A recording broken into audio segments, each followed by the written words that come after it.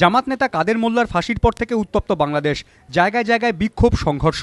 জামাতে ইসলামী এবং তাদের ছাত্র সংগঠন ছাত্র শিবিরের কর্মী সমর্থকরা শুক্রবার ফরিদপুরের বিভিন্ন জায়গায় তাণ্ডব চালায়। 50টির ওপর বাড়ি এবং দোকানে হামলা ও ভাঙচুর চালায় তারা। সাতক্ষীরায় আওয়ামী লীগের 3 সমর্থককে হত্যা করা হয়। পিরোজপুরে খুন হন এক জামাত সদস্য। নোয়াখালীর সেনবাগে এক বিচারকের বাড়িতে পেট্রোল বোমা ছোড়া হয়। আরও একাধিক জায়গায় পুলিশের সঙ্গে জামাত সমর্থকদের সংঘর্ষ হয়। পুলিশকে লক্ষ্য করে পেট্রোল বোমা ছোড়ে জামাত সমর্থকরা। চট্টগ্রামের বাঁশখালীতে আওয়ামী লীগের নেতা ও সমর্থকদের বাড়িতে আগুন ধরিয়ে দেওয়া হয়। কাদের মোল্লার ফাঁসির প্রতিবাদে রবিবার বাংলাদেশ জুড়ে বন্ধের ডাক দিয়েছে জামাত। এদিকে বাংলাদেশের প্রাক্তন সামরিক শাসক এইচ.এম. এরশাদকে আটক করার বিরুদ্ধে ক্রমশ সুর চড়াচ্ছে জাতীয় পার্টি। এরশাদ এখনও সাধারণ নির্বাচন বয়কটের সিদ্ধান্তে অনড় রয়েছেন বলে দাবি করেছেন দলের অন্যতম শীর্ষ নেতা জি.এম. কাদের। তবে এরশাদকে আটক করা হয়নি বলে পাল্টা দাবি করেছে বাংলাদেশ পুলিশ।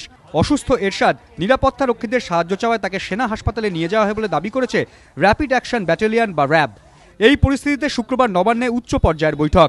দুপুরে অসম পুলিশের ডিজি জয়ন্ত এন চৌধুরীর সঙ্গে দীর্ঘক্ষণ বৈঠক করেন রাজ্য পুলিশের ডিজি জি.এন.পি. রেড্ডি।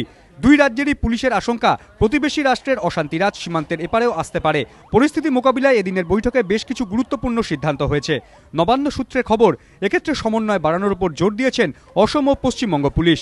পাশাপাশি বিএসএফ এর সঙ্গে যোগাযোগ বাড়ানোর উপর জোর দেওয়া হয়েছে। সতর্ক থাকতে বলা হয়েছে গোয়েন্দা বিভাগকেও। এবিপি আনন্দ।